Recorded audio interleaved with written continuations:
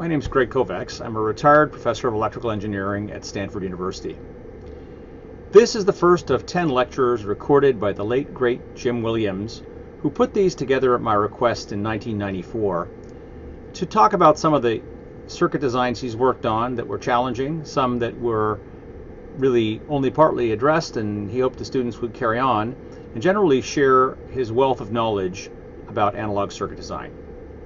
These tapes have been converted from analog almost 30 years later, so there are some glitches, but they really do convey the intelligence, warmth, and nuance of Jim Williams' circuit design methods. I hope you enjoy them. I know what it is. Beautiful. You gotta 1, 2, 1, 2. That's the idea, all right? Boys. Hey, come on, Jim. You can do it. Okay, you gotta march. The camera's pointed right at those guys. I gotta go with them. Is it right? Now I'll say it first, and you repeat it.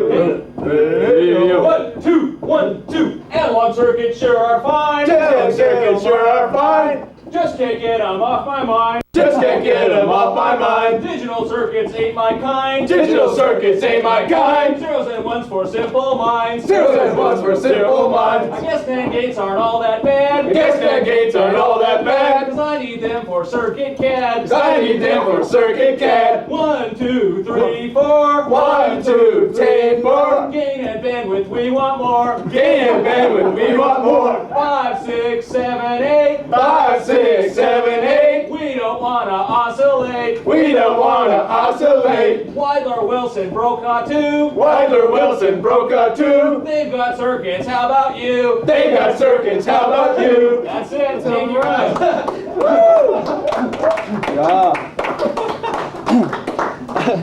Well, with that, we can introduce Jim Williams. He's probably terribly embarrassed now.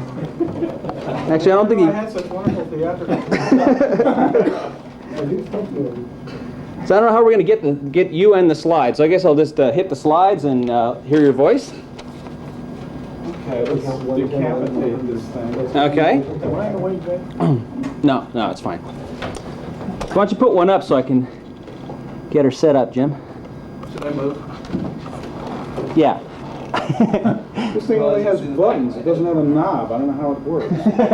It's digital. I need a knob. See if I can get this. It's pretty bright. Well, you turn off some more lights, perhaps? Yeah, let's do that. For the intimate analog circuit feel here. Oh, wow. Okay, I got it. You see that? Looking good. Wow. Does that angle work, Craig, or do you have to get my straight on? It's reasonable. Tell me when you're ready, Greg.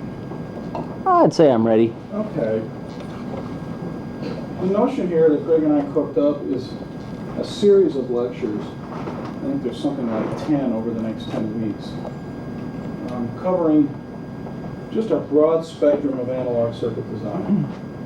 Everything from fast amplifiers to transducer signal conditioning to some problems that I got kind of halfway solved and never really finished, and I'd like to see some people work on some of these problems. There's just a whole array of stuff, and I think Greg circulated a piece of paper. We've talked about all 10 lectures, but it's representative of some of the work that I've done in the last 5 to 10 years, and Greg thought it would be useful to come here and talk about it.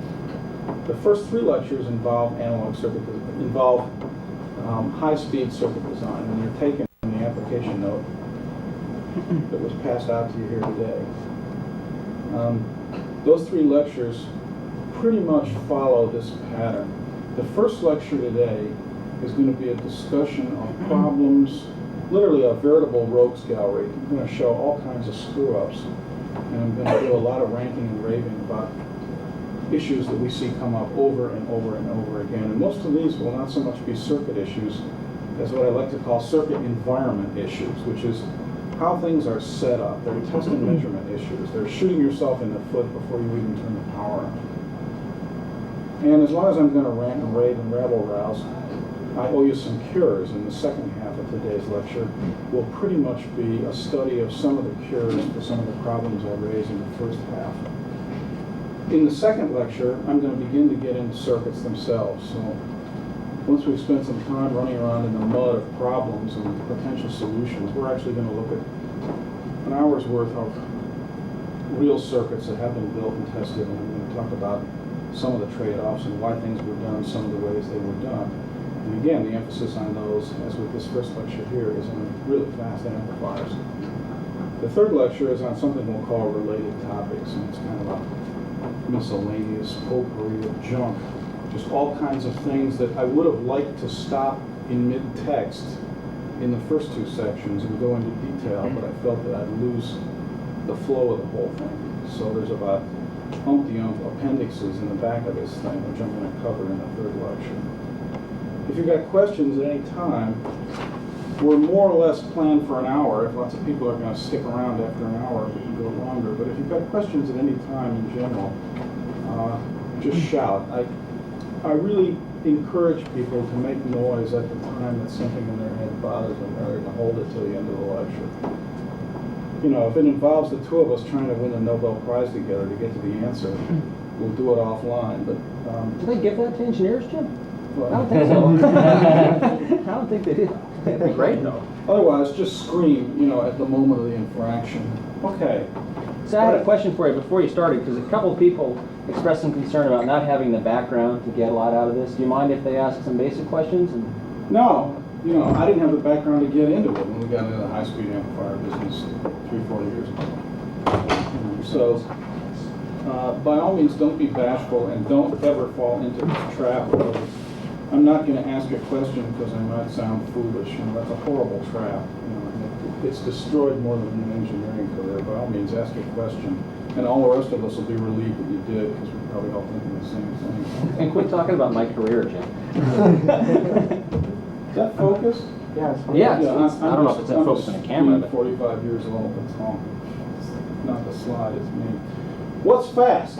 We're going to talk about fast amplifiers. What's fast? And I spent some time thinking about this and decided this was the best way to demonstrate just how fast is fast. I've arranged a horse race here between a Schottky inverter up here and a fast amplifier here and a so-called high-speed CMOS inverter down here. So we're just setting up these three things to race the pulse generator output. And this will give you a good feeling for just how fast is fast. You can see that the amplifier output, this is the pulse generator here, inverted, just for photographic convenience and comparing the waveforms.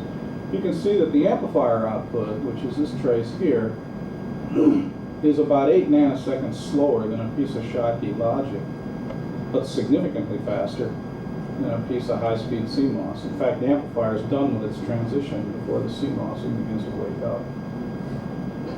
So that gives you a feeling for what kind of analog speed we're talking about here with fast amplifiers. Most designers are used to fast digital stuff, bit patterns and that sort of thing operating in the nanosecond domain. Circuits, analog circuits operating in this kind of nanosecond speed domain, will make an experienced designer justifiably wary. If you don't get justifiably wary by that, you will once you get your hands on that kind of speed. Regardless of what the purveyors to the marketplace are telling you about ease of use with high-speed parts, all the stuff that's currently coming to the marketplace now, it's hard. Okay, you really have to pay attention to the circuit environment. And by circuit environment, I mean connections to the breadboard, breadboarding technique, wiring techniques, layout, and everything else. No matter how much you pay for, no matter how well designed a piece of amplifier, it's worthless if the thing isn't put down on the breadboard and connected to both in and out the right way. And I want to show you now some things that are typical of the kind of problems people have working at these speeds. So we're not talking about amplifier performance here yet at all. We're just talking about getting signals around on the breadboard. One of the most common problems, yeah, by common, you see this phone symbol down here? You see, I'm an analog guy, so I use a Series 500 handset. To me, that's a telephone. That's a D to A. A to D, whichever you want to call it.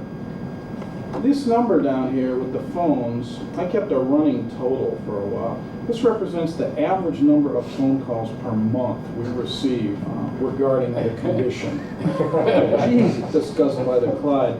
discussed by the slide. So you want to keep track of those numbers to see who the winner is, because 3 is a very small number. You're going to see some serious double-digit numbers here. I got a question, Jim. Yeah. Do you ever keep track of what companies are calling? Like, is Apple calling with all the stupid questions, or IBM? Who is it?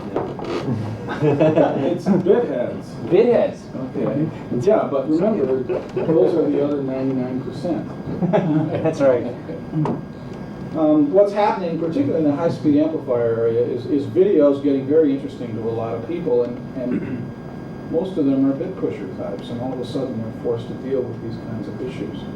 And as a result, our phone bill is high. But if you want to sell parts to these people, you're going to have to one-step it all the way through these kinds of problems, or they're not going to be able to get things to work. And basically, the nature of the analog business today is such that if you want to sell analog parts to anybody, you are not in the components business. You may get paid for components, but that's not your business. Your business is solving that person's problem right through the production, or they're not going to buy anything. You got to provide the whole solution. Anyway, Dumb question. How long was the cable in that case? this cable, actually, you can probably tell just by the frequency of the ring. It's 29 seconds. Yeah, it's about 10 feet of cable. Okay. This is typical of an unterminated pulse generator, which you can usually get away with at any reasonable speed. As speeds go up, if the cable is not terminated, the pulse gets down to the other end of the cable, looks out at the world, says there's no termination here, turns around, and reflects back to the source. And what you see, of course, is the reflections on the pulse waveform at the end of the cable. This is getting a little more subtle. We're terminating here, okay, but it's a poor quality termination. And what does Williams mean by the notion of poor quality? This is a 50 ohm generator driving a nominal 50 ohm termination. I've got about a 1/4 inch of lead length on a 50 ohm resistor is enough to do that. So what you've got there is damped reflections. That's all it takes in this case, about a 1/4 inch on that resistor to kill it. Probe grounding. Everybody knows you get scope probes, and they come with these very convenient clip leads, which vary in length from about 2 inches to about 4 inches in length. And at relatively slow speeds for making connections to the ground plane, and we'll talk about ground planes in a minute, at relatively slow speeds, those clips are fine. Okay, at high speeds, that clip is inductive. Okay, and what you get now is an inductive connection from the scope probe to ground, and you get ringing and disturbances on the transitions. What you want to use when you buy, when somebody buys a new oscilloscope in the lab, okay, everybody runs over and looks at it and rips the probes out of the plastic packages and connects things. And the plastic package ends up on the lab bench somewhere, and there's these little probe tip adapters on the bottom of the plastic package. I grabbed those, I hoard those. Well, everybody's off playing with the scope. I put those in my drawer. That's where mine are. And I charge money when the time comes for people who want them. The way to eliminate this problem is to eliminate the inductive connection to ground at frequency. And the way to do that is if you look in those probe packages, you see these tip adapters, which provide a true coaxial, essentially non-inductive connection to ground. They're little teeny things like that. You basically plug the probe right into the ground plane at the point of measurement. You don't want to lose those, okay? Because when you get into this kind of speed, the ground clips, anything above much about a 1/2 inch of ground lead length from the probe down to the point of measurement is going to give you trouble. This one comes up over and over and over and over again. I don't know how many people I've had calling me running off 15-volt rails who have 22-volt high pulses and don't understand it. Okay, what you've got here at 2 volts per division is 2, 4, 6, 8, 10, pushing on the order of 10 plus volts, in a circuit running off 10-volt rails, and the customer calls up and they're completely baffled. And of course, what's happening is the probe's not compensated properly. It's compensated with too much lead. So what you get is too much amplitude. Which is, you're not violating natural law here. You're just not compensating the probe. This is the other end of the probe compensation issue. When you see probes with very nice slow edges like this, okay, you're almost certainly overcompensated. So now you've got too much lag in the probe compensation. The other thing that will do that is just plain slow probes, and the most obvious case of that is so-called straight or 1x probes. 1x probes are good for 10 or 20 megahertz, and that's about it. So in high-speed circuits, they're fundamentally not very useful. The other thing you want to notice is, in any system, whenever you see edges like this, whenever you see leading and falling edges with approximately the same rise-fall times, and you see very RC-ish looking edges, you should wake up real fast. That's a wake-up call. When you see symmetry in edges like that, and it looks very first-order RC, something in the system is band limiting. If it's your circuit and you expect it to do that, that's fine. Okay? But if it's not your circuit, it's just your measurement or your measuring instrumentation, you want to know about that. And a sure sign to raise your eyebrows is when you see symmetry in rise and fall at high speed and things looking very RC-ish. Something's band limiting. This is a little more subtle too. This is quite also a common problem. Different probes have different delays. So if you're producing multi-channel displays, okay, and you're very interested in information about timing of events, if you've got probes with different delays, you can get into what are apparently time delta measurements. They're not. Okay, you're looking at the time mismatches of the probe, and the most obvious case of that is when you mix passive and active probes. You mix 10x probes and current probes, or 10x probes and FET probes, that kind of stuff, particularly those cases where you mix active and passive probes, you're going to see this kind of thing show up. Both of these traces are measured at the same point, but they're measured with probes that have different delays. And when you interpret displays on the face of the oscilloscope, you've got to know what the delays in your probes are so you don't get fooled. Question. Yeah. Typically, when you have those 10x probes, those passive 10x probes that you get, how much skew do you think you'll get, like typically? In like probes? Yeah, by the same time. In two same model number 10x probes. Yeah. The question is, how much skewing will you get in two similar 10x probes? And the answer is Sub-nanosecond. not much, sub-nanosecond, way down. And in really fast probes, if you look at the book, they'll spec it. Okay. It's a really small number. I mean, in fact, it's less than 100 picoseconds for really fast probes. I mentioned active probes in the last slide. Let's talk about active probes again. Active probes, one way or the other, amount to nothing but amplifiers. And like all other amplifiers, they're governed by the same councils that govern all design, which is you can overdrive the probe. And when you do overdrive the probe, which is to say you just put too much signal into the probe, you run the amplifier inside, whatever it is, outside its dynamic range, the probe's going to take time to come back and act like a probe again. I mean, obviously, if you overdrive it too hard, it's never going to come back and act like a probe again. But with relatively gentle overdrives, okay, you're going to see waveforms like this. Okay, what's happening here is this thing basically wants to be a flat top pulse which comes down and reestablishes its baseline. What's happened here is you've overdriven the FET probe and you get this odd kind of waveform. And what you're seeing is the amplifier inside going into saturation and doing weird things up there. It gets all nonlinear. And then when it comes out of saturation, you've got all kinds of hailing. When you use active probes, whether they're current probes or FET probes or differential probes or anything else, you want to have intimate knowledge of what the acceptable dynamic range for that probe is, and you want to stay away from those points. Probes at the summing point. The summing junction in an op-amp is so central to the operation of the amplifier that it's often highly desirable to look at that junction. There's lots to be learned by looking at what's going on at the summing junction. The problem is it's a Heisenberg problem. If you look at it, you change it. In particular, capacitance at the summing junction, okay, is basically a pole at the null point of the amplifier and heavily influences its dynamics. Here's a 2K inverting amplifier, gain of 1, with a 10 puff 10x probe at the summing point.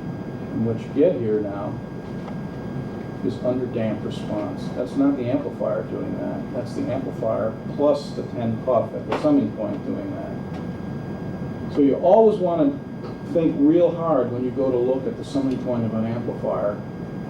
What are the real impedances that it sees looking out at the world, both feedback and input resistor? How fast am I going? And what is the loading effect of whatever probe I'm using to look at that point? And more often than not, in high-speed circuits, what your conclusion is that you can't look at that point and see a waveform that's representative of what's really going to go on in that circuit when you pull that probe off. Sometimes, if you're real clever, you can take a measurement by inference, which is, I need to know what the summing point looks like, but I can't look at it. Well, if I can't look at it, I'm going to look at it. I'll put 2 10-puff probes on it, then I'll put one off and see what the difference in the peaking is, and then infer what the peaking must look like if there's no probe. That's a favorite stunt of mine, which is, if one probe makes it bad, maybe 2 probe makes it 2x bad, I can subtract 1x from 2x and sort of guess what 0 looks like. This is a much more subtle 10x probe kind of problem. What you're looking at, look at the scale factor here.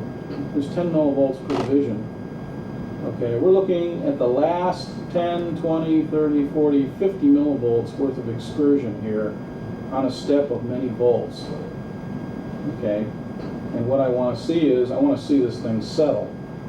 In fact, the circuit under measurement here, in fact, comes up here and settles there. It doesn't do that. What's that? What that is a poor quality 10x probe. Okay, that's the kind of problem that you can spend weeks trying to debug your circuit when your problem is your instrumentation. Scope probes are not pieces of coaxial cable with fancy handles on it. The design and manufacture, the selection and integration of materials to make a wideband scope probe is a high order difficulty technical problem. Do not buy cheap shit probes. Okay. If you had in your pocket the amount of money that's been lost in industry by poor probe techniques and poor probes causing impossible results, you could buy this university. That last slide, remember I said it was 10 millivolts per division here on top of volts? That raises another issue. Lots of times you want to look at settling in a waveform. So you've got volts of step and you want to look at tens of millivolts or even millivolts of detail. Once again, this is a high order difficulty, and I'm going to spend some amount of time in the third lecture on this, on how do you view a waveform like that on an oscilloscope. The way people usually try and view it is they just crank up the vertical sensitivity and screw around with the vertical position controls until they get the last 10 millivolts of waveform here, ignoring the fact that you're kicking the scope amplifier in the teeth with volts of excursion, asking it to settle in 10 nanoseconds and have no garbage whatever on the screen. Now, just because the scope's built into a real pretty box and looks real nice doesn't mean that it can do the impossible. Oscilloscopes suffer from overdrive. It's an extremely difficult measurement to look at the last 10th or 100th of a percent of an excursion on a scope and have the scope not care about the fact that you've just overdriven it by volts. And this is a case of a scope that's being very much caring and is very much concerned about the fact that this is the last 4 millivolts of a 10 volt step. And what I'm presuming to do here is see the waveform settle. Okay? That's not what's happening. I'm watching the scope recover from overdrive. All this waveform detail in here has nothing to do with the input step in this case.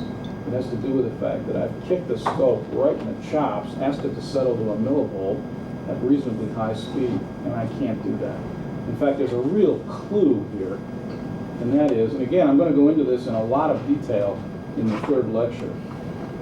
See this excursion right here?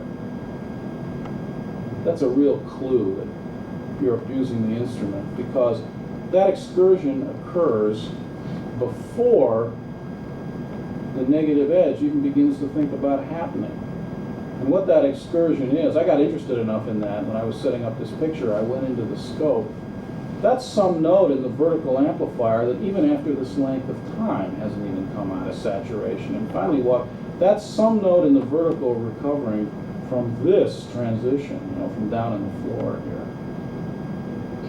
And then the thing finally decides to go due south. Ground planes. I'm going to talk about ground planes later on in this lecture. And I'm going to compress all of E&M. How many people in this room have suffered through E&M? I'm going to compress all of E&M into 30 seconds. Excellent. Okay. Where were you? All the E&M a double E needs to know. God rest Maxwell's soul. I'm just going to do it all in 30 seconds.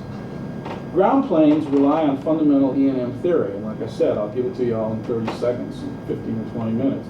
But basically, at high speed, I'm not saying why right now, 15 or 20 minutes, I'll say why, but at high speed, a ground plane must be in use. If the ground plane's not in use, all the connections in the grounding system are inductive, and you get ripples very much reminiscent of the stuff we saw when we had inductance in the probe lead. Surprise.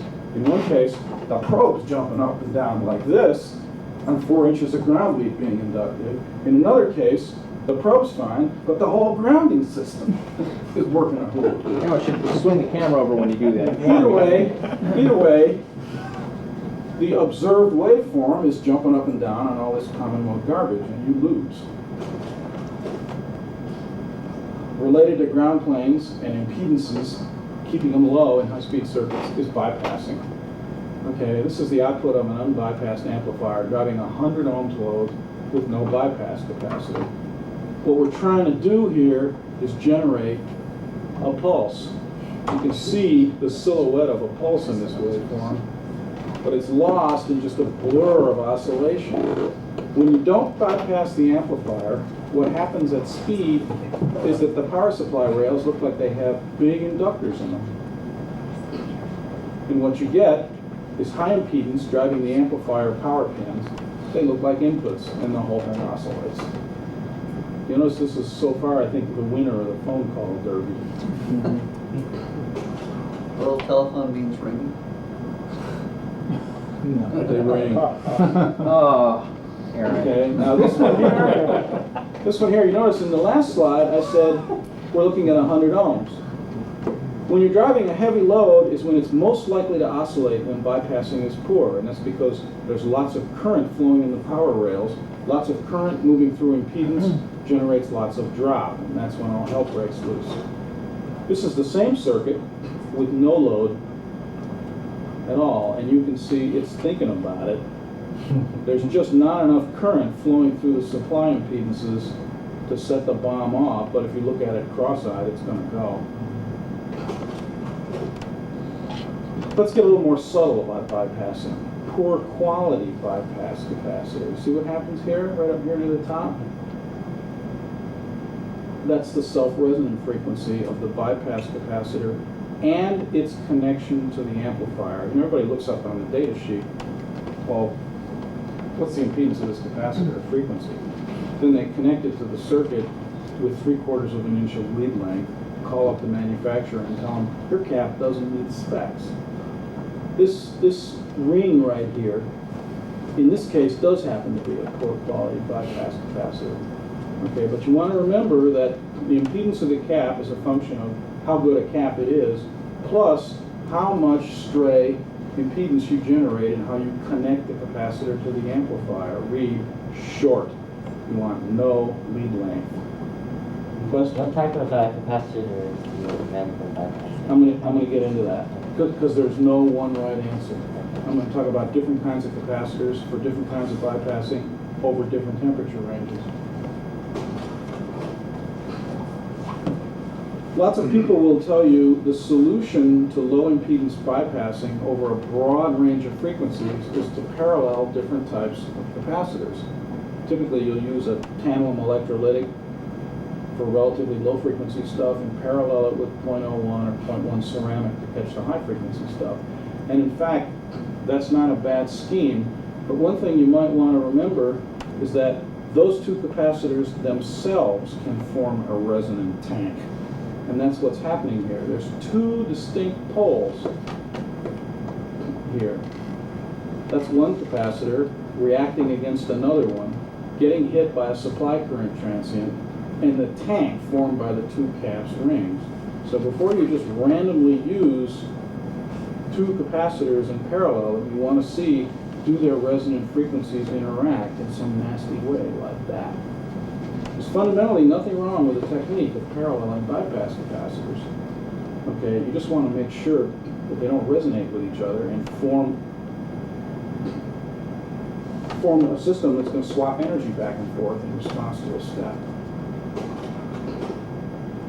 This is real subtle. Okay, this is a high quality bypass capacitor in use in a fast circuit. We're settling quickly here to millivolts. What's that? That's 1/8 of an inch of lead length on what is nominally an ideal bypass capacitor. That's the difference between a 12-bit D to A making settling and not settling, which is something to think about when you're approaching the runway at 250 miles an hour in a 747 in a snowstorm. Peaking. Now I'm talking less about bypass capacitors, although there's a question down here in the corner. I will get back and answer your question in detail. Peaking. Okay. Remember I talked about scope probes at the summing point, getting us into trouble? Well, this isn't a scope probe. This is the summing point sitting over the ground plane. So we've got 2 puff of stray capacitance on the summing point pin and whatever is connected to it, causing this peaking, causes the amplifier to overshoot. Well, how in the name of God do you get rid of 2 puff of summing point capacitance? I'm going to show you some layout techniques for doing that, but in general, you always want to relieve the ground plane near the summing point. Okay, if the summing point's operating at the same potential. That's one obvious way to do it. In fact, if you look in some older Tektronix instruments, they were very, very fond of Teflon standoffs at the summing point for just that reason, and sometimes also for leakage. That was a favorite in DBMs, but for another reason, it was for leakage.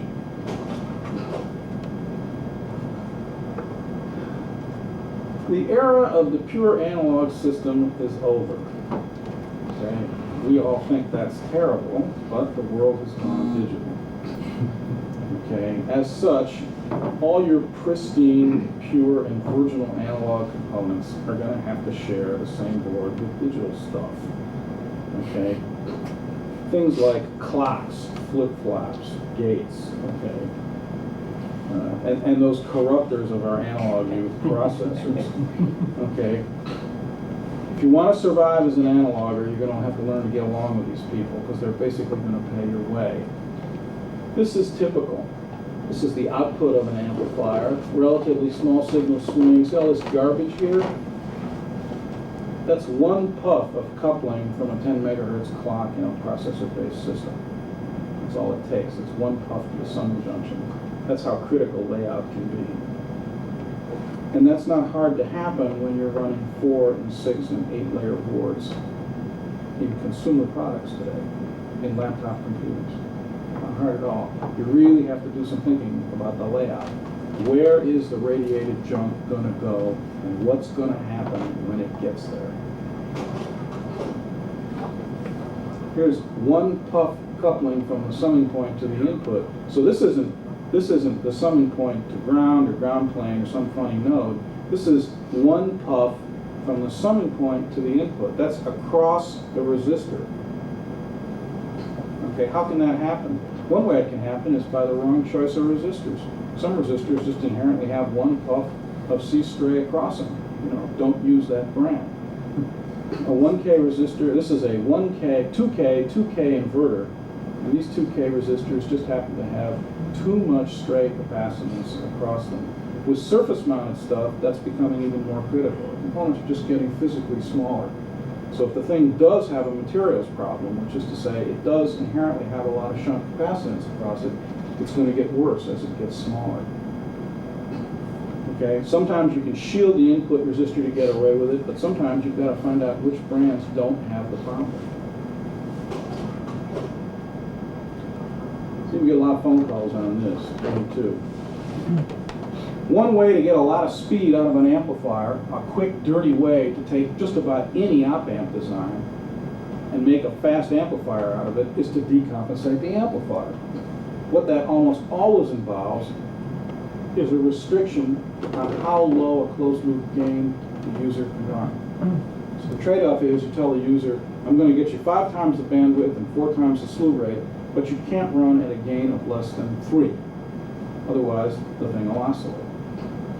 No matter how many times you print that on the data sheet, and no matter how many times you tell users that, they will set them up not at a gain of 3 or a gain of 2, but a gain of 1. They want to make followers out of it. And the amplifier, no matter how many times it's configured that way, does remember. And in fact, if you measure the oscillation frequency, you can tell exactly what the phase margin of the amplifier is. C-load, this is related. Lots of people, you notice the number of phone calls here? Wow. Okay, I think that's the winner. I think that's the winner every month. Lots of people driving capacitive load. What's capacitive load? Well, the thing that pops into your mind when I say capacitive load is capacitors. Orange ones, red ones, blue ones, round ones, square ones. Sometimes that's the case, but more often than not what it is long PC traces. That's a capacitive load. And the arch villain, cables. Correct. Lots of people want, we won't even discuss if they're terminating, okay? They want to drive coaxial cable, okay? Of 165 phone calls a month, I would estimate 100 are people driving cable, okay? When you drive a capacitive load, what the amplifier looks out and sees at speed is basically a dead short at AC. You're trying to feed back, and you've got this crowbar across the output at AC. That generates phase delay. You know, the feedback can't get back because it's busy driving this AC crowbar. It can't get back right away. And what you get is oscillation. I'm going to talk about, in some level of detail, how to drive C-load. Because if you tell the customer, don't drive C-load, you haven't solved this problem. You can't tell a customer, you're a moron. You have no phase margin. You can't do that. The customer is going to say, I'm not interested in an IQ test here. I want to drive the cable. So I'm going to talk about how to get amplifiers to drive buckets of C-load. Common mode overdrive. This has become particularly more common as supply rails get smaller. You know, back in the old days, when George Filbert was building amplifiers, everything ran off plus minus 300 volt rails. That's analog heaven. You got signal and noise like you wouldn't believe. Okay, they didn't do it for signal to noise. They did it for plate to cathode. You know, you just needed a lot of volts to make things happen. Okay, you had 600 volt rails. Then the world went down to 30 volt rails, plus minus 15 volt rails, and for most industrial control and instrumentation and stuff like that, plus minus 15 and plus minus 12 are still very popular. And for an analog guy, you want the biggest rails you can get your hands on, commensurate with whatever technology you're using, whether it's MOS or bipolar or tubes or everything. You just know the noise floor is what it is. It's there, hissing away, and you want to walk up as many volts as you can away from that. You want lots of signal processing range. Okay, later on in my lecture on transducers and transducer signal generating, transducer signal conditioning, I'm going to rant and rave about, for God's sakes, don't commit the venal sin in all transducers, which is to throw away gain in the transducer. Okay, you're just killing yourself on signal to noise. Then I'm going to show you 20 slides where I go ahead and do that, okay, and give you the various excuses why I had to do it. But this is a signal to noise issue, and it's becoming more common.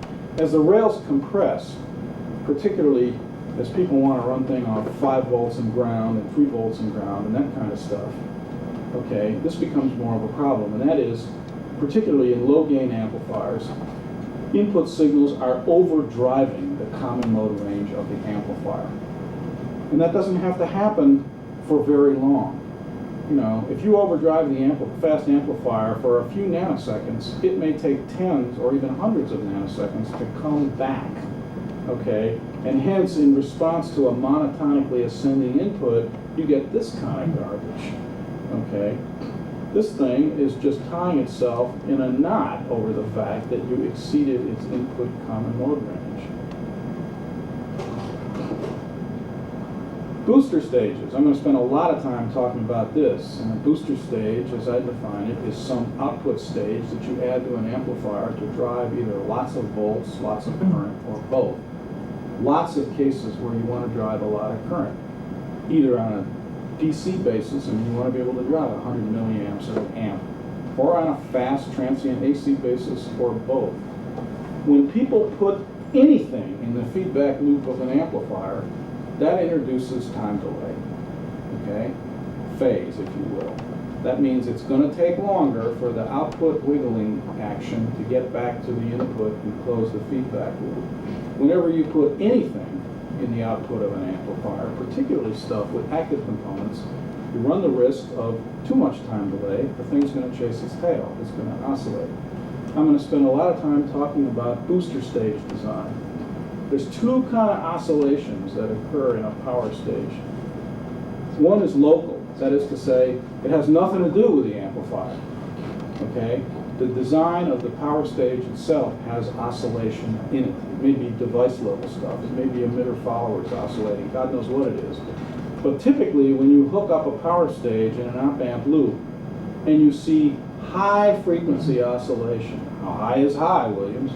You see oscillations in the units of megahertz up into the tens or hundreds of megahertz, more often than not, okay, that's local stuff in the booster. It's not the loop singing, okay? The booster itself has a problem.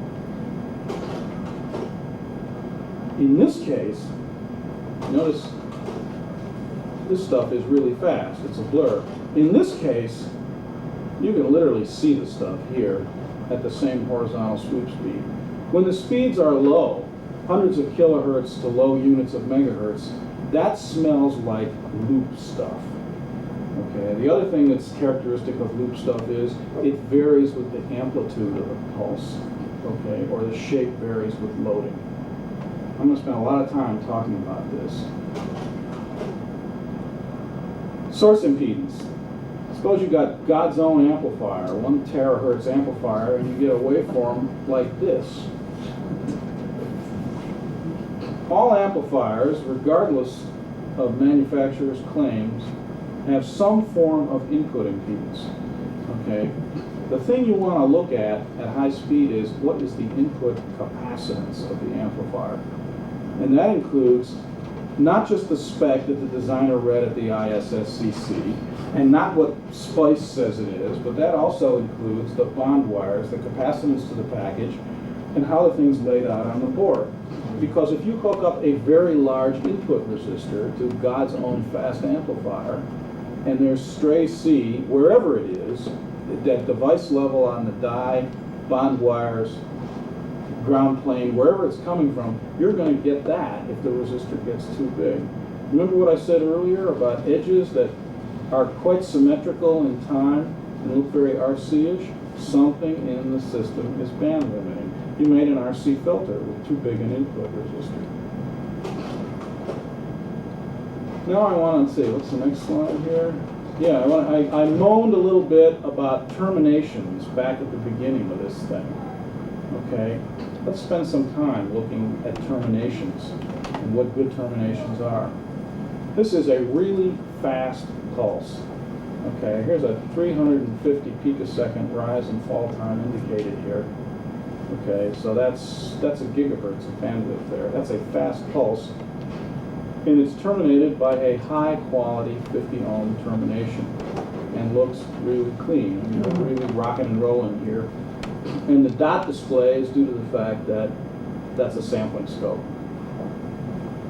Okay, and the relatively small number of dots is due to the fact that that's a real sampling scope, not a digital sampling scope. That's the real thing.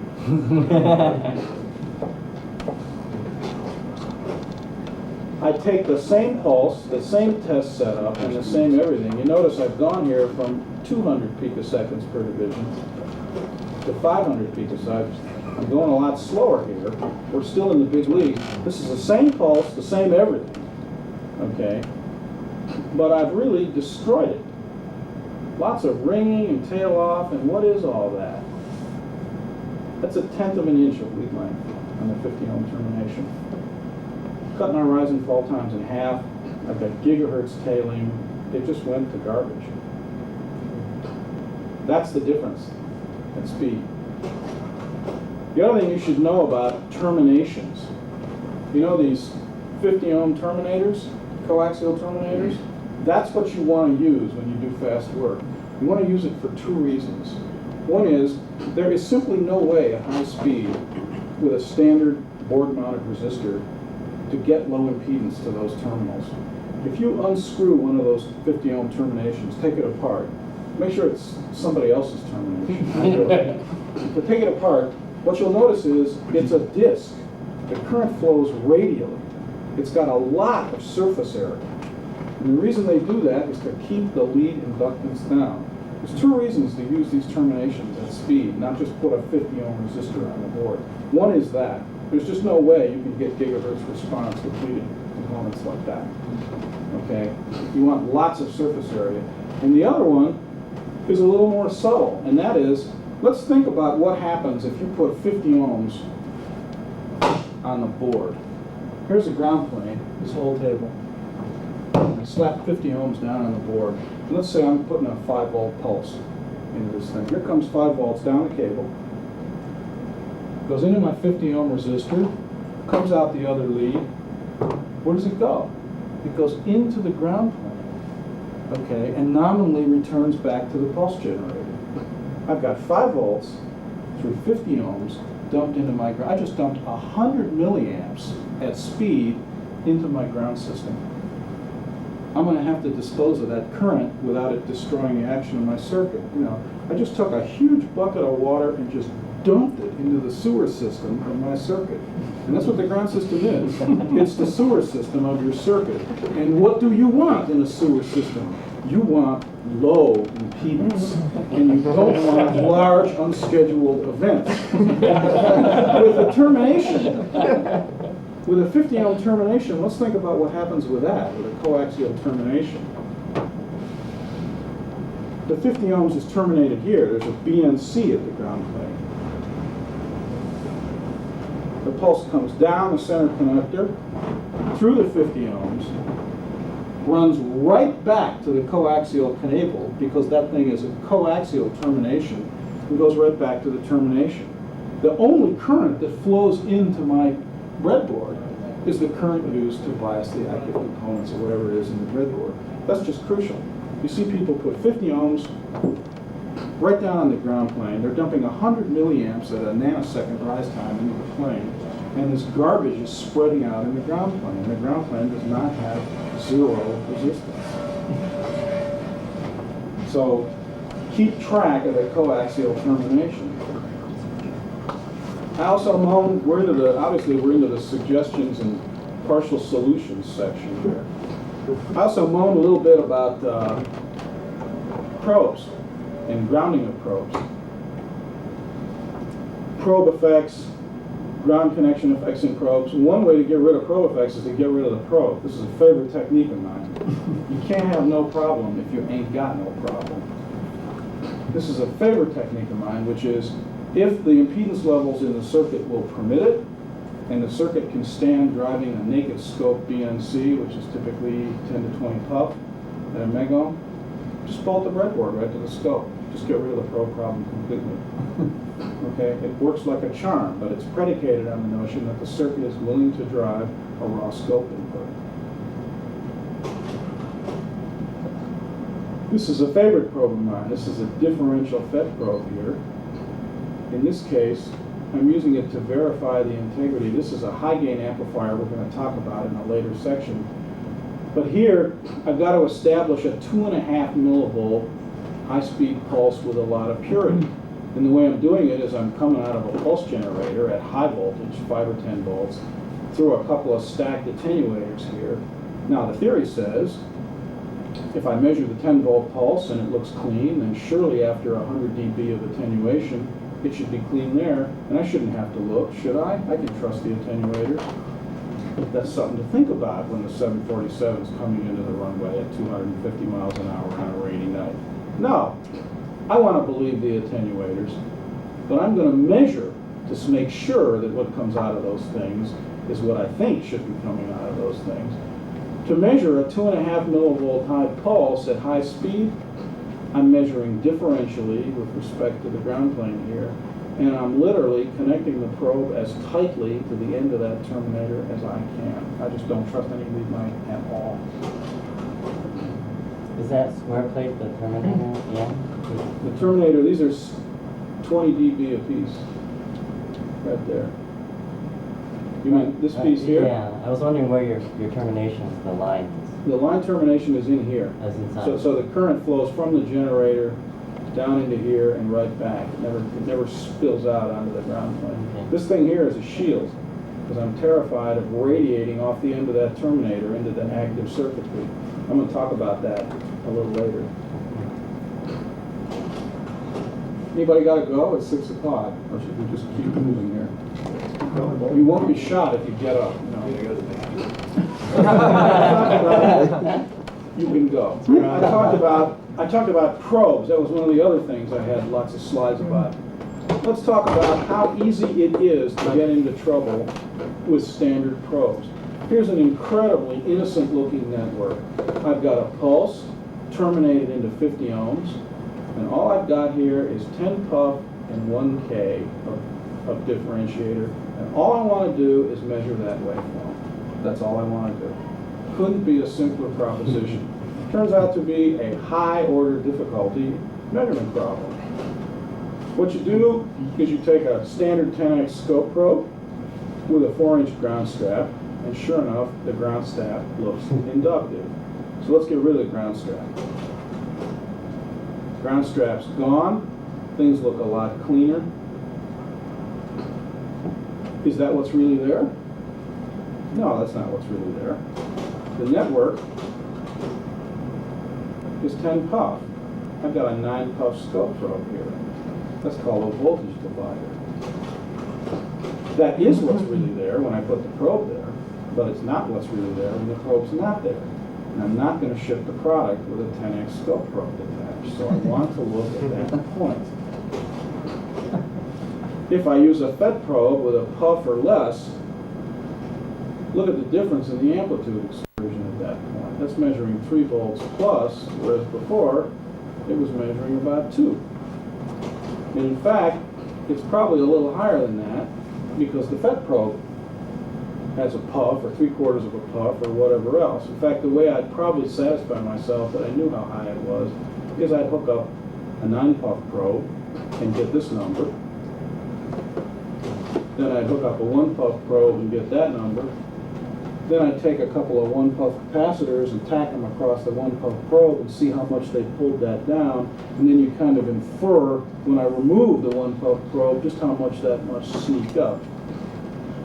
Is that the answer? Is that the waveform that's really there? No, that's not what's there. Remember I talked about time skewing and mismatched probes? This is the input pulse, which I'm measuring with a 10x probe, and that's fine to do. That was a 50 ohm input. But I'm measuring the output with a FET probe. You notice the FET probe here begins to move a lot different in time than this. That's because the FET probe's tardy. It's slow. This waveform has the right timing information. This picture has the right timing information, but the wrong amplitude information. This picture has a better picture of the amplitude information, not the real total picture, but better, but it's wrong on time. This probe doesn't start to move till in here. There's about 8 nanoseconds worth of delay there. So you need information from both sets of measurements to kind of guess what's really going on. Here's this pulse again. A little later on, I'm going to show you how to make this thing. This is an extremely useful piece of test equipment you can build, which is this ability piece of test equipment you can make. It's about this big. It's about the size of this pointer. It runs off a 1.5 volt battery. You can reach into any point in a system, anywhere, like that, and inject this hellaciously fast 10 volt high spike into the system and see what it does with it. It's extremely useful when you're trying to figure out if you've got band limiting problems. It's very, very useful to have something that you can put into a system anywhere and say, I know that this is putting out a pulse that's faster than my system. That's really, really valuable. I'm going to show you what you can do with this thing. Right now what we're going to do with it is what I usually do with it, which is you've got some measurement set up. You may have a probe, you may have a cable. What you've got is stacked sections of measurements set up. At the end, nominally, you have an oscilloscope with some bandwidth rating. Then nominally, you've got some kind of probe and cabling. Then you've got some kind of circuit. And what you really want to know before you start asking yourself what's going on in this circuit is, what's the real end-to-end bandwidth of my probe, scope, cable, layout combination? Yeah, the scope says it's 500 megahertz or a gigahertz or 175 megahertz. And the probe says it's 250. And my professor told me that the bandwidth, the rise time of the system is the square root of the sum of the squares. Bullshit. I want to see it. Okay, there's just too many dominant realities in the real world that make things not quite be the square root of the sum of the squares. Things change. I want to know it. If you take this pulse generator, for instance, and you look at it on a sampling scope, 350 picoseconds rise and fall, 10 volts high, coming out of 50 ohms, and a little later I'll show you how this thing works. And believe it or not, you can build that, you can make that pulse in your own home, in the comfort of your own home, for about 10 bucks worth of stuff. Amaze and impress all your friends. If I take that pulse and look at it on this sampling scope here, it says 350 picoseconds rise and fall, 10 volts high. What happens if I take that pulse and I look at it in 350 megahertz bandpass? So the so-called reality here is it's 10 volts high and it's 350 picoseconds rise and fall. If I look at it at a 350 megahertz instrument, in this case Tektronix 485, and I deliberately use poor grounding, in this case about an inch of ground strap. You see what happens here?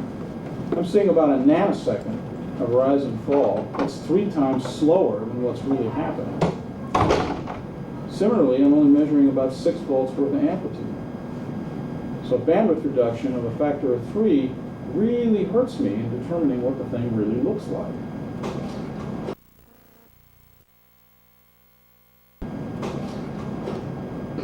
Now I look at a 350 megahertz instrument, and in this case I don't terminate right to the instrument. Let's stack a 3 gigahertz 10x probe on the front end of the instrument. And I maintain, again, poor grounding.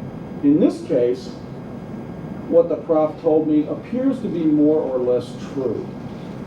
3 gigahertz is 10 times as fast as 350 megahertz, so that probe pretty much looks transparent to the measurement setup. And the amplitude pretty much comes out about 6 volts high with about an indicated nanosecond of rise and fall.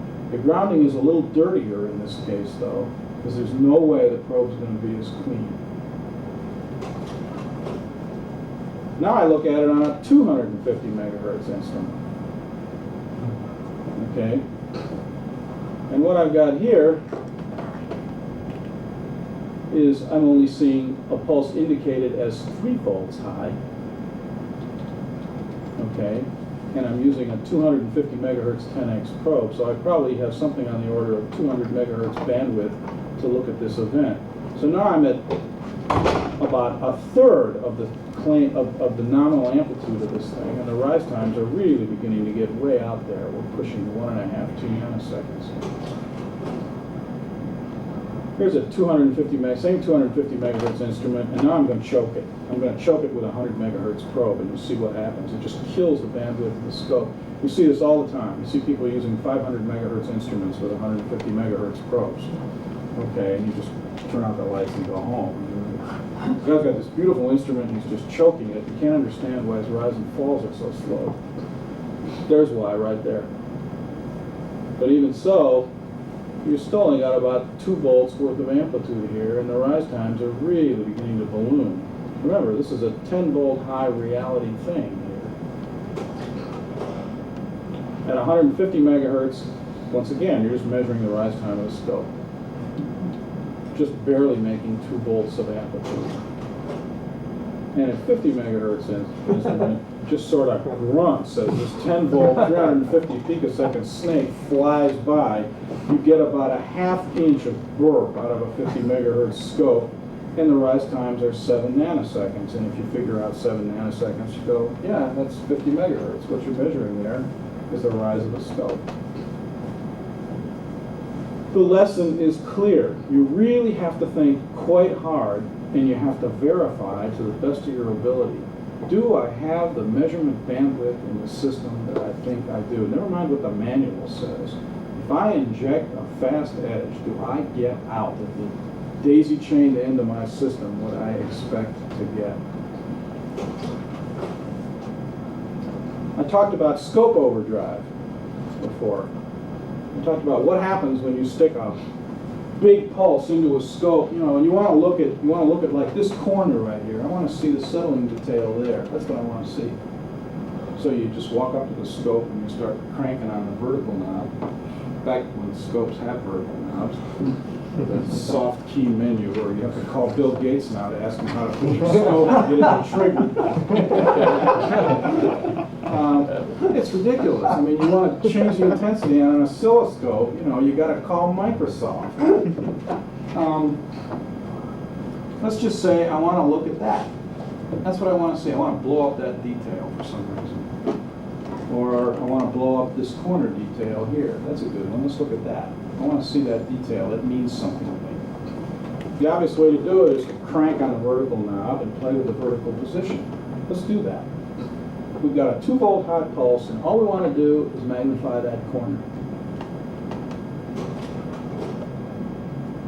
That is the result of going to a ½ a volt per division from a volt per division. So all I've done is a 2x gain mag.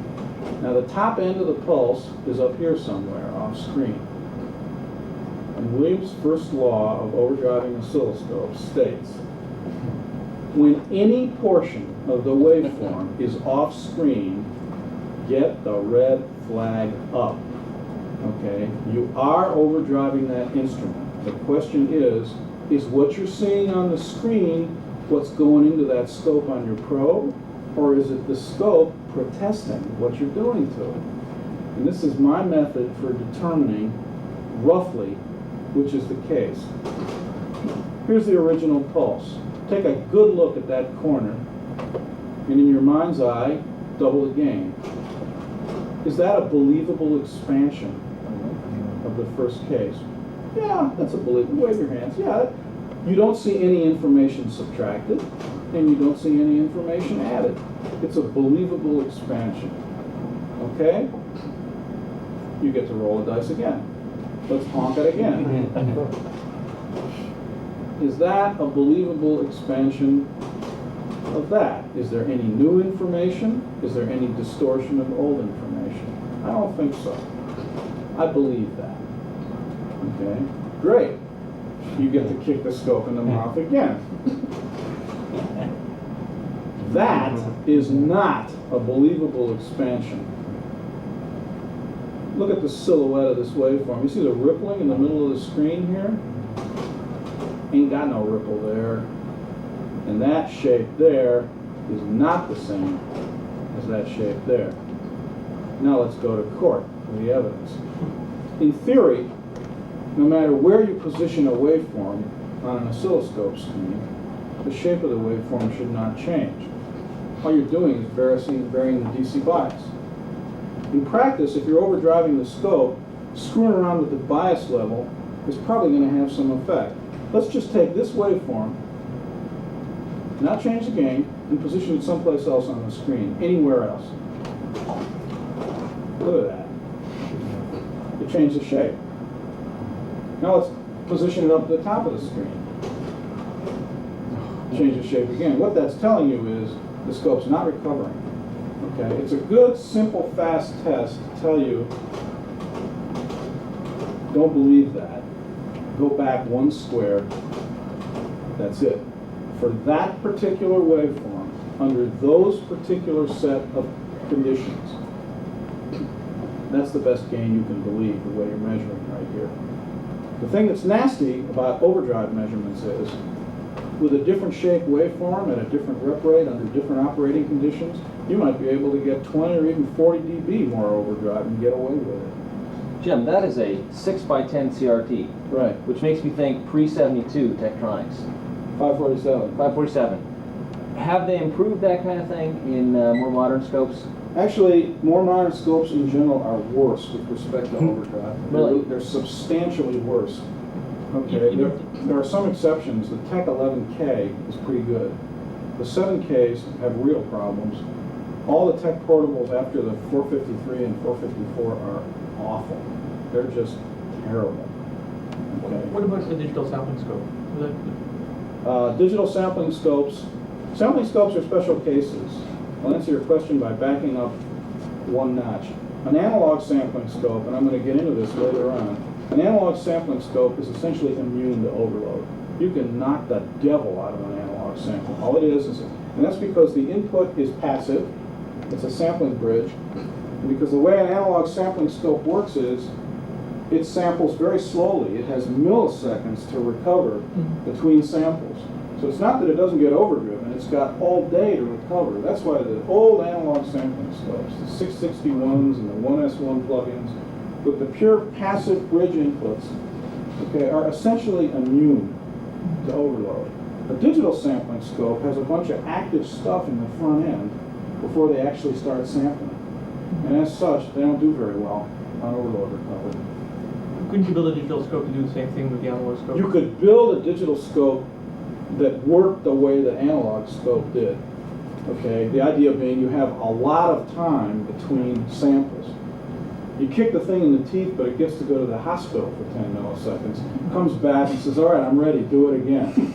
You could build a digital scope that did that, but the emphasis in all the digital scopes today is to keep up with the real-time waveform, so they're sampling like crazy. I think HP does something like that. They have a bridge sampling scope. HP has one where they did it.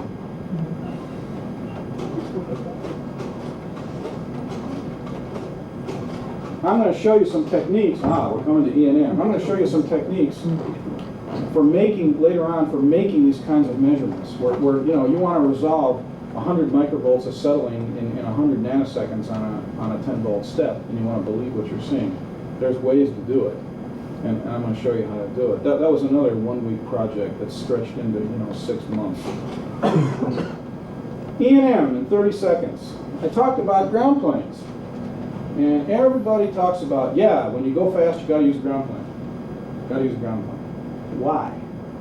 Well, why is the kind of question that, teachers and parents all hate, because then if they don't know the answer, they look bad. That's why teachers and parents don't like people who say why, because, they can get into trouble that way. Why is a dangerous question? Why do you have to use a ground plane? What is it that it does? Here's E&M in 30 seconds. In a single wire case with a current flowing through a wire, the inductance in the wire is defined to some extent by the current flowing through it producing a field. The amount of field you've got determines the inductance of the wire. 16 seconds so far, Jim. Okay, and the field, oh cheat, I might run 40. And the field, of course, decays with distance.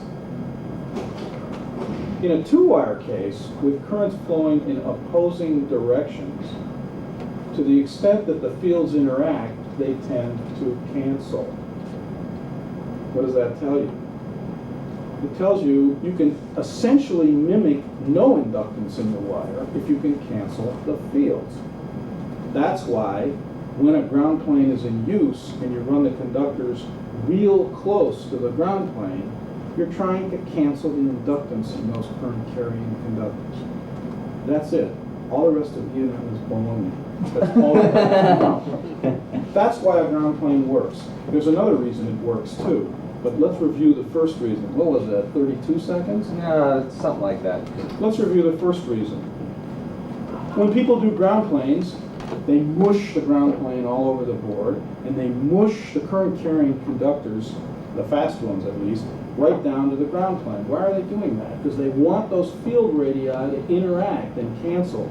And to the extent that you can get them to cancel, you can cancel the inductive effects in the wires. There's another reason ground planes are good at high speed, and that is AC skin effect. Ground planes are flat, and at high speed, at high frequency, currents tend to travel along the surface of a conductor. So poles, wires, okay, impedance tends to rise with frequency because all the current's traveling along the outer surface of the wire. So you might as well make it official and make the wire flat. Okay, you get lower impedance. Bypass capacitors. This gets to your issue now, down here in the left corner, about what kind of bypass caps to use. This is an issue that arouses passionate debate in some nerdy geek circles.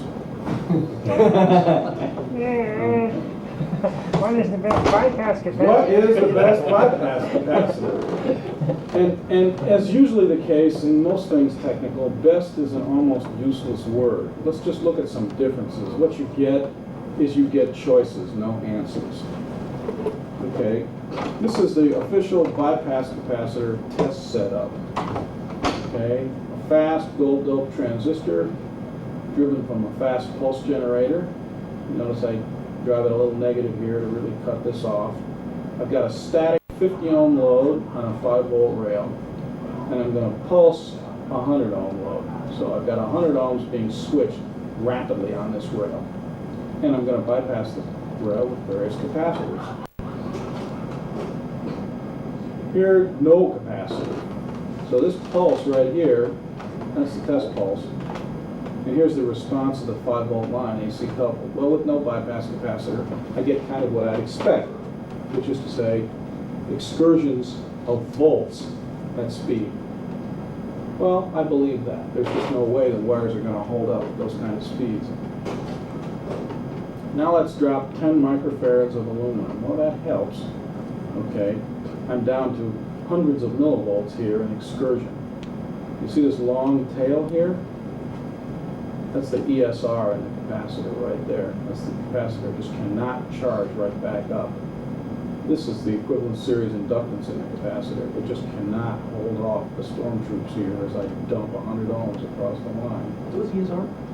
Oh, excuse me. ESR is the equivalent series resistance in the capacitor, and ESL is the equivalent series inductance, of which there is always some, and it varies depending on different kinds of capacitors. Talum's significantly better. You notice the inductive component is much less, it's much quicker to respond, and the resistive component is significantly better. It's flatter. See the resonance in the capacitor here? Something in the cap itself is bringing it before it finally damps out. That's better. But I've still got hundreds of millivolts of garbage here. Now, the parallel capacitor trick. Okay, here's 10 microfarads of aluminum paralleled by 0.01 microfarads of ceramic. And that's the best of all, isn't it? Less than 100 millivolts of disturbance here. Okay, lovely, isn't it? Let's change the temperature by 40 degrees. Something to think about when you're landing that 747. Did they specify those parallel combinations over temperature? That's the same 0.01 and 10 microfarad aluminum running at minus 40 degrees. Ringing like a bell as the two of them resonate against each other. Will all 10 microfarad 0.01 ceramics do that? No, they won't. Your job is to find out which ones won't and specify them in. We've got to help you when the purchasing agent gets a bargain on a different brand of ceramic and specifies them. So there you've got this gorgeous response to a parallel bypassing scheme. You change the temperature 40 degrees and you're in deep yogurt. The other thing you want to remember is that you've got to make these temperature tests for bypassing on the board. You can't just put the caps together and test them. You've got to test them on the board because the layout of the board includes the inductance of the wiring to the caps, and you want to know, does that help generate a tank like that? I talked about layout. Okay, I want to spend some time now talking about layout, and this is a pretty controversial subject. Everybody, quote, knows, unquote, that when you breadboard high-speed circuits, it takes a lot of time. You have to put a lot of care into a high-speed breadboard. All the ranting and raving I've done up here for the last hour about layout seems to imply that you're going to have to build works of art to investigate relatively simple high-speed circuits. And frankly, that's not true. Most of the high-speed breadboards I've seen built are vastly overbuilt. They're incredible wastes of technicians' time. And the reason is as follows. You look at these boards, and they're works of art. You know, everything on these boards is nailed down because the people building them say, well, this is high-speed circuitry. Everything's got to be just bolted to the wall. And the answer is, no, it doesn't. In fact, if it's a really well-designed circuit and a really well-designed layout, there are only a few critical nodes in the circuit. A very few critical nodes in the circuit. You want to do everything you can to have as few critical nodes in your circuit as possible. What that says is, your breadboards can look like garbage as long as the nodes that have to be breadboarded well and have to be laid out well are. The rest of the damn thing can be built to look like a trash heap and perform well. What does that do for you? It means you can build a fast breadboard in 10 to 15 minutes from scratch if the parts are on hand and be investigating your circuit problem rather than building some gorgeous work of art. Okay, this is a controversial topic. And I want you to know there's other people who do not go the way that I go. They're wrong. Let's take a look. Let's build this breadboard in the next couple of slides. Let's literally put it together. What is this thing? Let's examine the circuit. The first step in building any breadboard, I think, is to identify the crucial nodes. What's important? Where can I cut corners, and where do I got to be absolutely rigid about how I build the thing? So what's this circuit do? I'm going to spend more time on this when we get into the circuit section, but let's find the crucial nodes in this circuit. What is this thing? What this thing is it's a FET input driving 100 megahertz. This is a fast, low capacitance. It's a one-puff input FET driving a 100 megahertz amplifier running at a gain of 10. What's all this other junk here? Here's the AC path, a follower. So I'm trying to get very low capacitance here and high impedance driving a fast amplifier. So that's the fast AC path right there. There's the feedback. What's this junk here? What this junk addresses is, this is a FET source follower. There's nothing to stabilize its DC bias point by itself. So what this stuff does is it sets the DC bias for the FET, so there's no nominal DC error from here to there. And the way it does that is it looks effectively at the output of the circuit through heavy filtering, compares it again through similar heavily filtering to the input of the circuit, and servo controls the FET via this current sink to whatever DC point this has to be, so that there's effectively no DC offset from here to there. That's what the circuit's doing. Where are the critical high-speed nodes in this circuit? You know, where can I not cheat on my breadboards?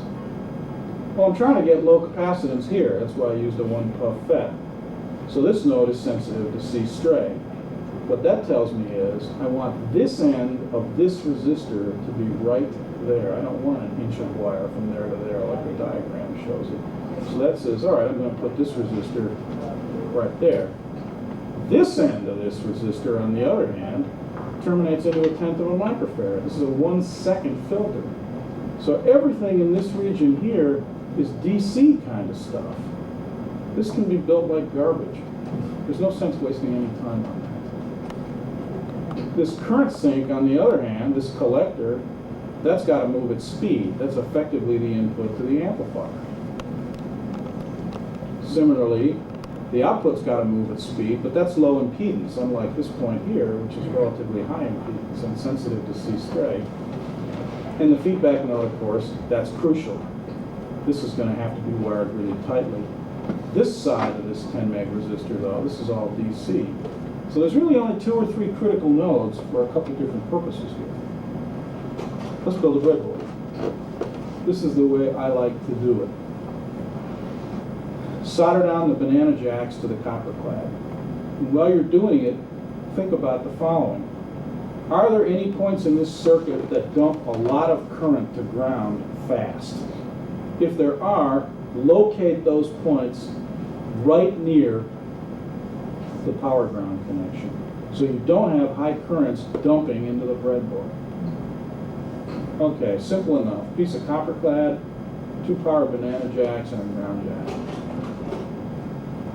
Now I take the high-speed amplifier here, and for breadboard purposes, I mount what I call airplane style, which is you take the leads on the package and bend them straight out so they're like that.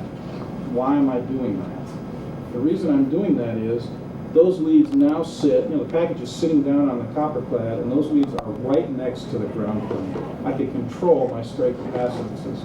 Now how do I physically mount the part?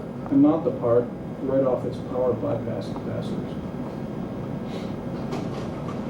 Remember all those stray nodes? There's the FET. I tack that right in to the amplifier. The point here is, there's the current sink transistor. The point here is you wire the critical nodes first, minimizing the lead lengths. So this is all the AC stuff tacked in as required to minimize those critical lead lengths. This picture's come out a lot better in the book. Now what's left? What's left is the DC servo section. But I can wire that any way I want. I can go wire that. There's absolutely no point wasting any time, because I can just tack that in with the appropriate size of the resistors as long as I want them to be. Okay, that's a 10-minute, 100 megahertz breadboard. Okay, we got a couple of circuits here, and then we'll cut the session. So we're beginning now to talk about some circuits. This is one of the most common uses for a high-speed amplifier. Okay, and that is single-ending a fast D to A converter. And I like analog devices, fast DACs. It ticks off my boss when I say that, but that's what my customers use, so that's what I'm going to use. When we build something that'll compete, then I'll use that. But right now, I want to sell 1220 to my customers. Okay, AD565A is typical of a fast 12-bit monolithic DAC. People want a single-ended. And with most DAC applications, what you want is you change the digital input code, and you want, as fast as possible, the analog output to be representative of the bit code. And if I was a digital bit, I'd want to get turned into analog just as fast as I could. That's the transmutation I can think of. So what this circuit is about is how fast can you get this amplifier to settle in response to that DAC. And in this case, the answer is pretty quick. This is the settling residue. This waveform here is switching all bits high. And this waveform here, that's about 3 months to get that waveform. I'm going to talk about that 2 lectures from now. But for now, just trust me that what you're seeing there at 4 millivolts per division is the last excursion on top of 10 volts settling to 0.1% in about 280 nanoseconds. So that's 12-bit settling in 280 nanoseconds. To get that picture, okay, so there's a 10-volt step here coming down from the clouds settling there. To get that picture is something we'll discuss in about 6 or 8 separate slides. But that's a classic fast amplifier application. Can we get, so what was the 5 picofarad capacitor? What the 5 puff capacitor is, good question. The question is, what's that? This D to A converter has some amount of output capacitance, no matter how hard its designers tried, from here to Thevenin ground. Okay? That's capacitance at the summing junction. That's a lag. I've got to compensate that somehow. So I've got capacitance right there at the output of the DAC to AC ground. Even if there's no capacitance on the board, there's some in the part to AC ground.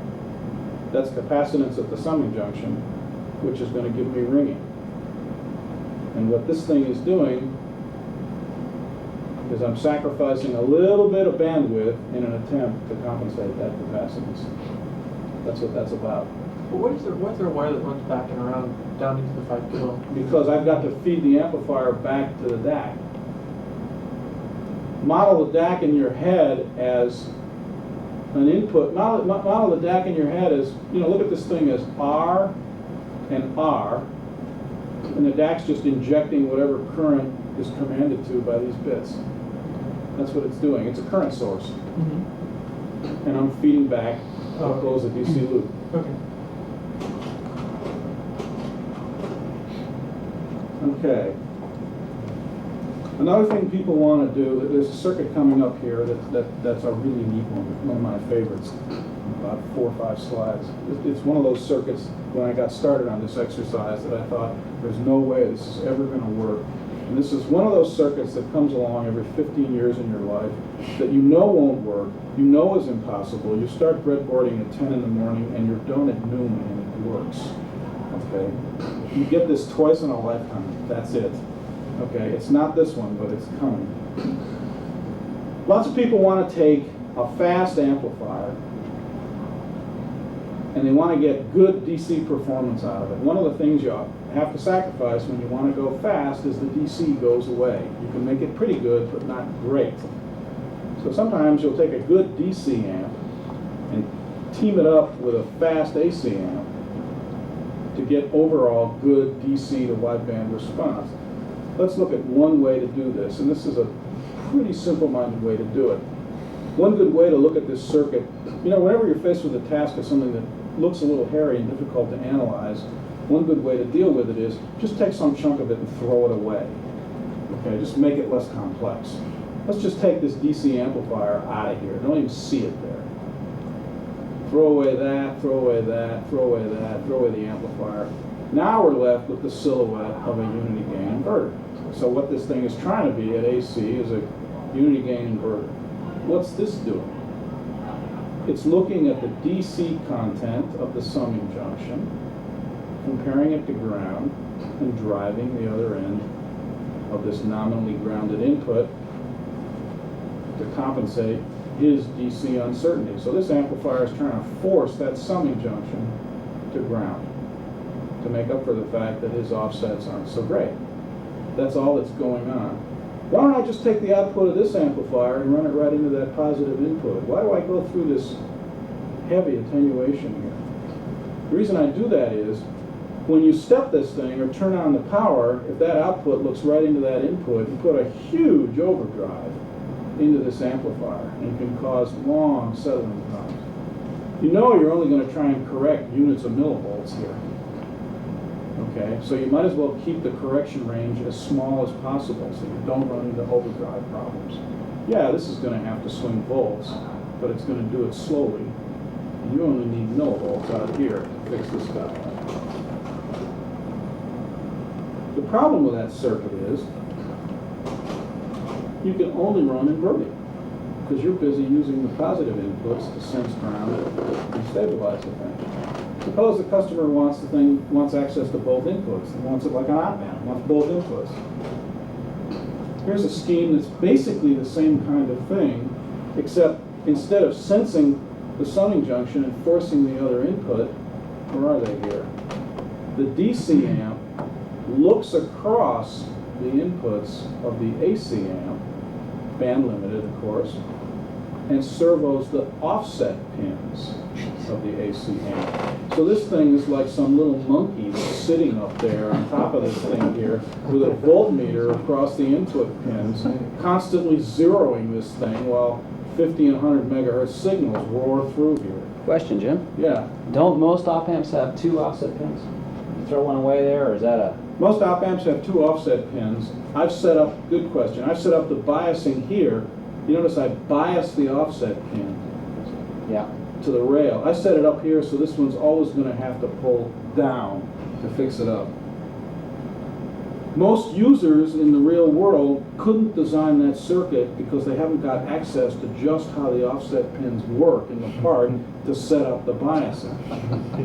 Okay, I did. In other words, you'd have to know, how do I set up the biasing here so this thing will really work and work in production? If you've got access to what's going on inside the triangle, you can do that. What's the 0.01 cap? What the 0.01 caps are doing, this thing is only working at DC. I want to get all, I don't want any fast stuff getting into this slow DC amplifier. So I slow it down. It never sees anything fast. Wouldn't that be a nice product? To be able to buy one of those at a single. Yeah, there are people in the world who took that and built it as a hybrid and are selling it off in the world to the military at 200 some bucks a piece. Which, who's paying for that again? And why are we broke? But I'll show you the circuit in a few more slides, one of my favorites, that they're selling to the military for $5,000 in a hybrid.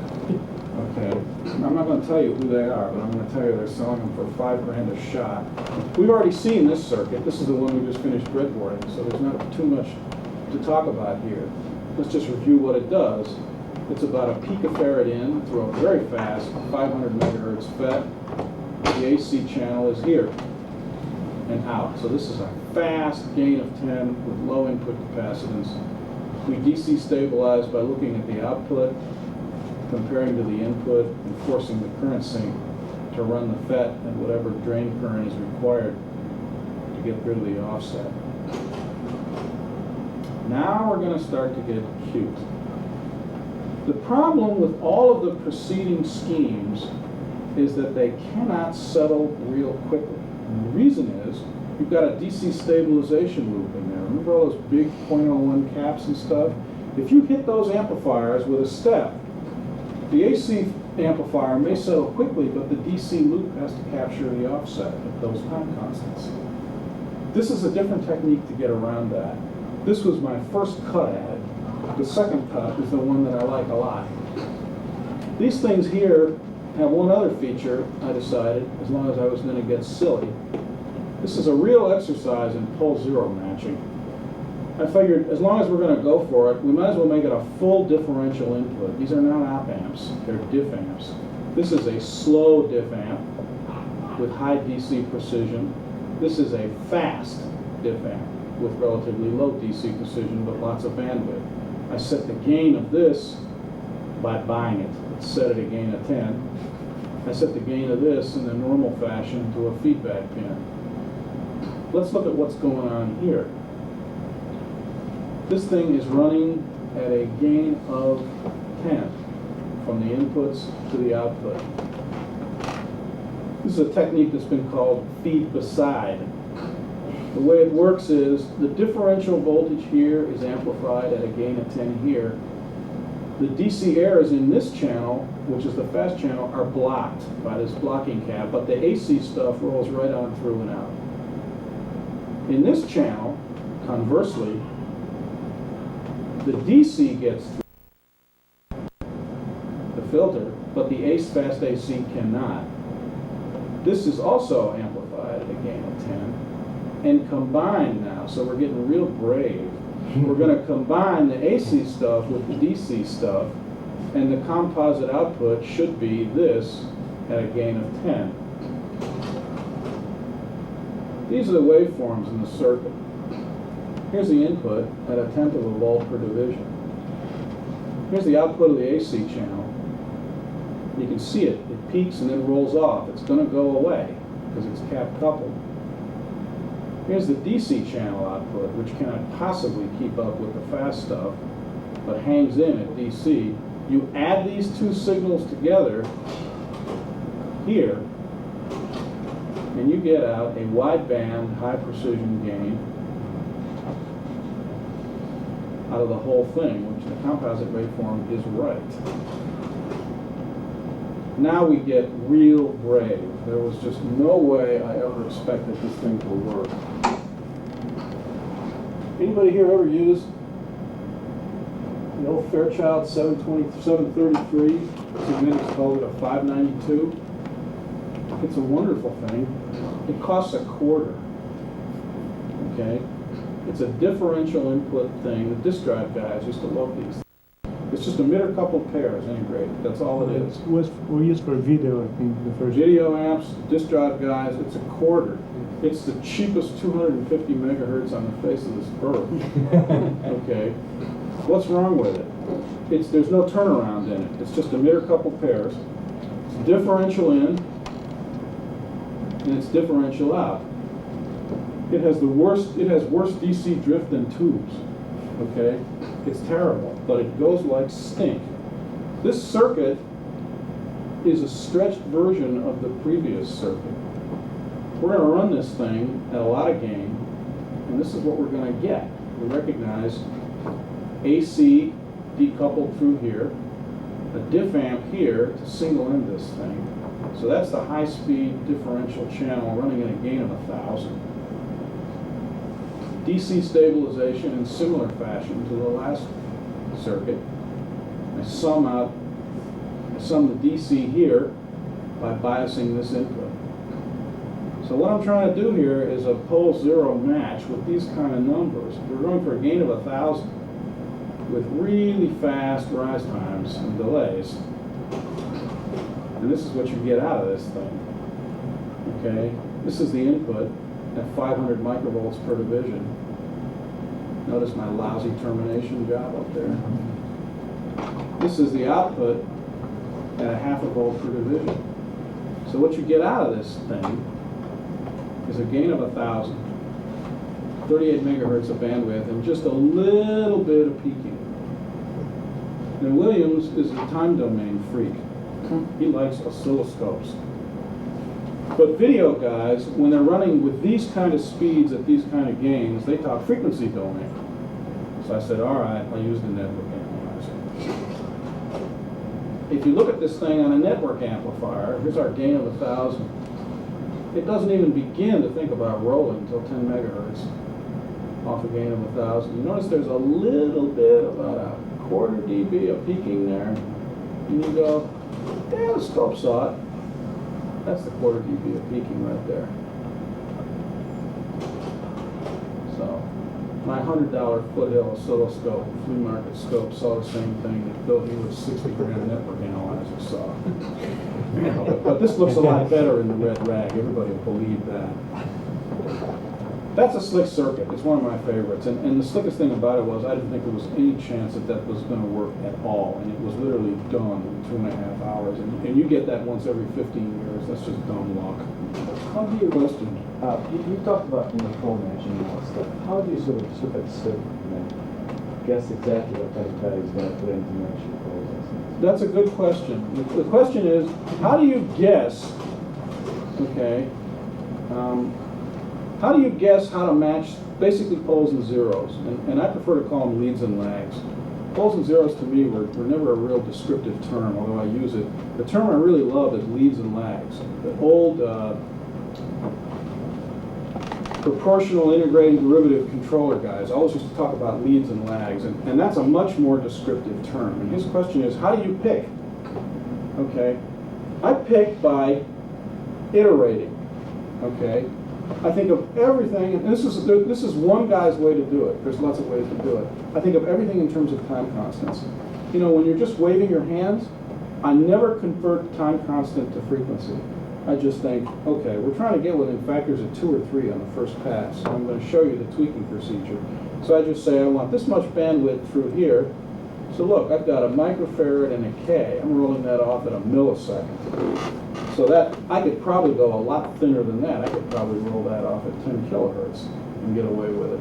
And then down here, I pick a roll off here, kind of in the same ballpark for first cut. I'm a firm believer in getting the breadboard running and getting it running within a factor of 10 will get your results faster than spending a week at the splice terminal and the blackboard. Get something running to look at. Let's take a look at that process in action. This is what we'd show if we were reading the paper at the ISSCC. We'd say, see, look at the pole zero mismatch. Isn't it wonderful? Okay, we put in 2 millivolts per division, and our gain of 1,040 megahertz amplifier is just absolutely flat, AC and DC matching. What we wouldn't show at the ISSCC is this waveform. See, this is what happened when we turned it on. We had pole zero mismatch. This is what I mean by get the breadboard running. You know, get a picture, get a story, and start tweaking from there. Here's the case where I've got too much gain in the AC channel. There's too much lead in this thing. There's too much AC gain. So what that's telling me is back off the AC gain.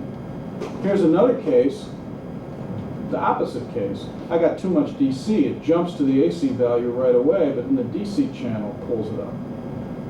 So you fiddle with it back and forth. And then when you're done, you look at the time constant and you go, oh, of course, I should have known it in the beginning. But you didn't. More diff, we're almost done. Has anybody got a time problem? We can cut it here. You want to cut it? I think so. Okay. We'll do that. We'll vote. I vote we cut it. He votes we cut it. It's a cut. I'm gonna be out of tape. Let me just turn on the light and thank you properly. Your face on it.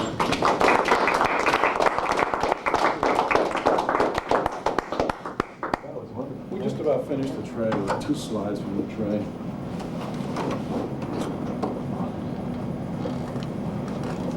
So, next Friday. Next Friday. Yeah. We got to get out of this room, right? No.